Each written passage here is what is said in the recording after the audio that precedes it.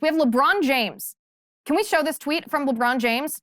Yesterday, during the trial, Kyle Rittenhouse broke down in sobs. I wouldn't even call this breaking down in tears because Kyle Rittenhouse broke down in sobs. And before we get into this, I want to show this clip first because this reaction, this tweet from LeBron James, this is actually in reaction to what happened to Kyle Rittenhouse when he was testifying on the stand. And Kyle was testifying about what caused him to feel that he had no other course of action but to open fire on those who were attacking him. He testified that he felt trapped with no other option, and then he broke down in sobs. Take a look. There were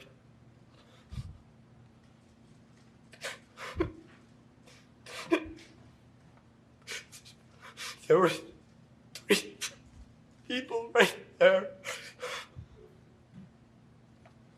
Take a deep breath, Kyle.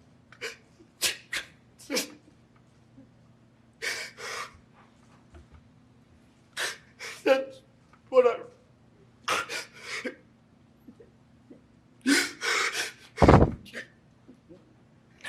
That's what I run. We're gonna just take time for our break anyway. You can just relax for a minute, sir. We're gonna take a break.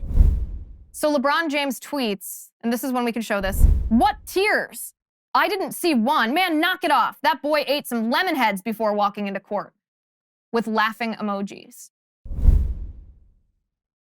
LeBron, what is wrong with you?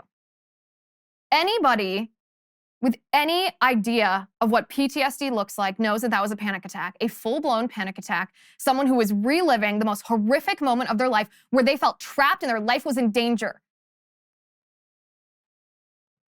The fact that you can dismiss this, even regardless of what you think the verdict should be, you can dismiss this is so unfeeling.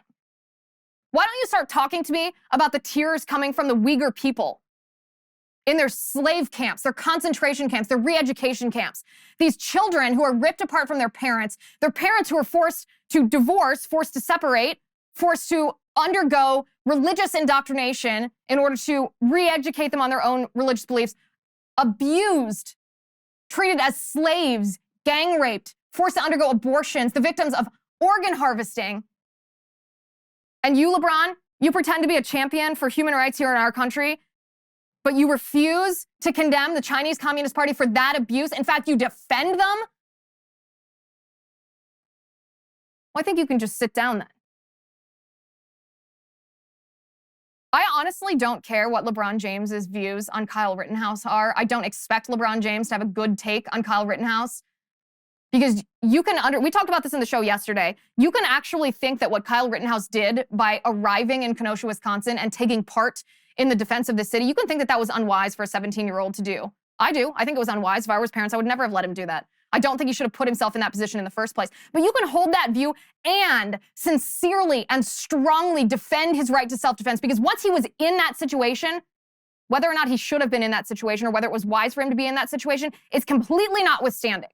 Once he's in that situation, all that matters is, does he have a right to self-defense if his life is threatened? And the answer to that is yes. So I don't care what LeBron James's views are on that. I don't care. LeBron James has proved himself to have idiotic views on police-involved shootings. He's completely out of touch with the American people, completely out of touch with minority communities who need police to keep their communities safe. But the fact that he would tweet something like this in the face of defending the Chinese Communist Party, who actually oppress people, actually murder people, actually kill people, actually violate people based on the color of their skin or their religious beliefs.